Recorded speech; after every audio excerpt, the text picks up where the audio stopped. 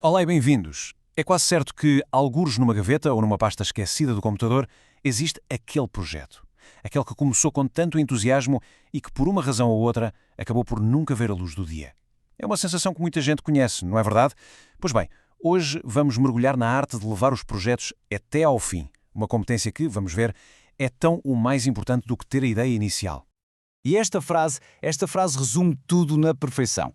Quem nunca olhou para um filme, um jogo ou um produto qualquer e pensou eu conseguia fazer melhor do que isto. E se calhar até era verdade. Mas a enorme diferença é que eles terminaram.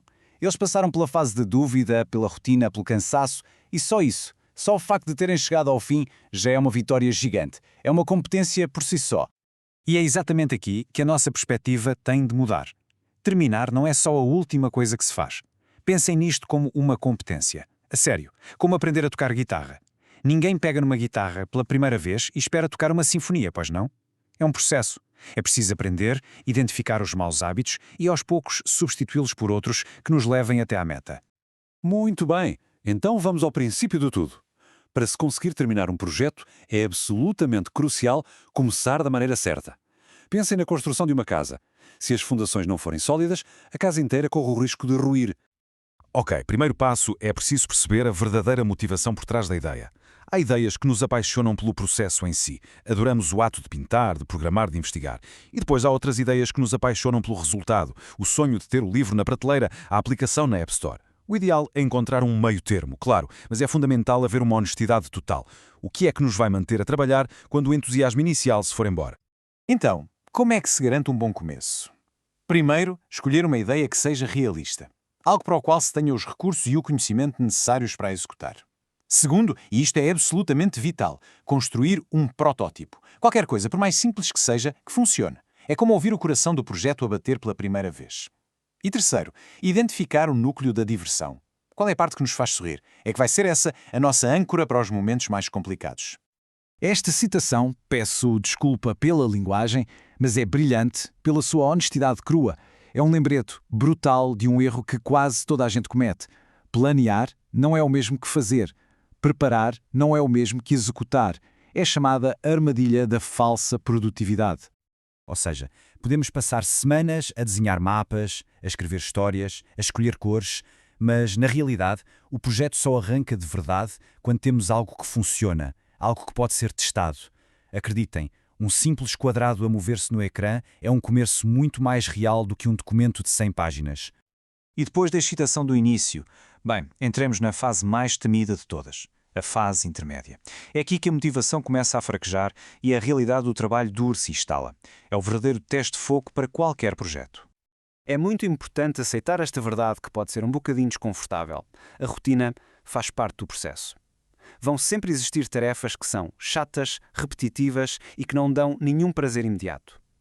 É a grande diferença entre amadorismo e profissionalismo. O profissional aparece e faz o trabalho, mesmo quando não lhe apetece. E o que é esta rotina afinal?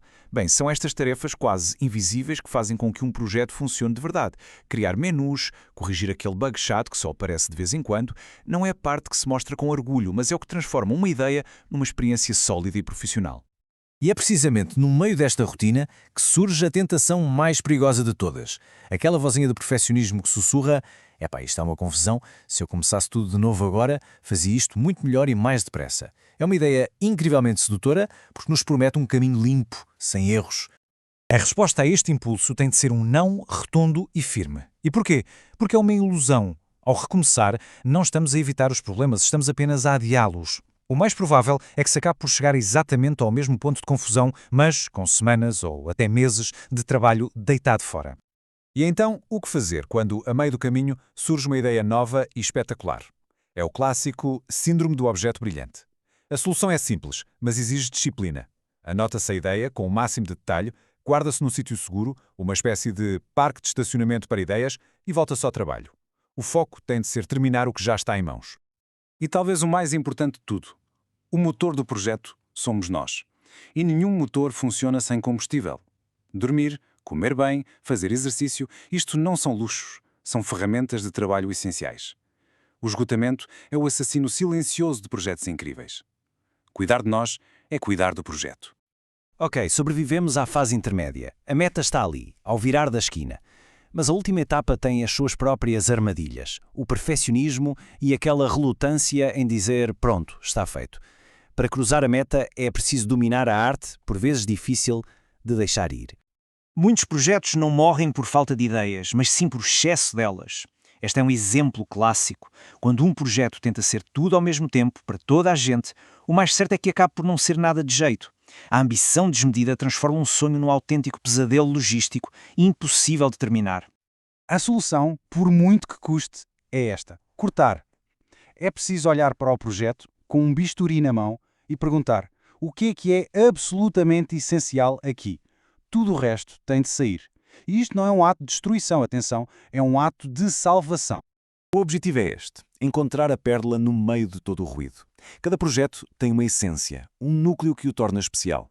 Cortar funcionalidades não é admitir uma derrota, é mais um processo de destilação para encontrar essa mesma essência. O que sobra é um projeto mais forte, mais focado e, o mais importante, um projeto que pode finalmente ser terminado. Este gráfico ilustra uma daquelas verdades universais no mundo do desenvolvimento. Os últimos 10% do trabalho podem levar metade do esforço total. Os retoques finais, corrigir os bugs mais teimosos, os pequenos ajustes, é um trabalho lento e meticuloso. Estar preparado mentalmente para esta maratona final é absolutamente crucial para não se desistir a poucos metros da meta. E, por fim, a recompensa. Por que é que todo este esforço vale a pena? Porque, ao terminar um projeto, não ganhamos apenas um produto final, ganhamos uma versão melhorada de nós próprios. Subimos de nível, tanto a nível pessoal como profissional. As recompensas são verdadeiramente transformadoras. Ganhamos uma autoconfiança que não se abala, porque provamos a nós mesmos que conseguimos ir do princípio ao fim. Construímos uma reputação de sermos pessoas que cumprem, que fazem acontecer.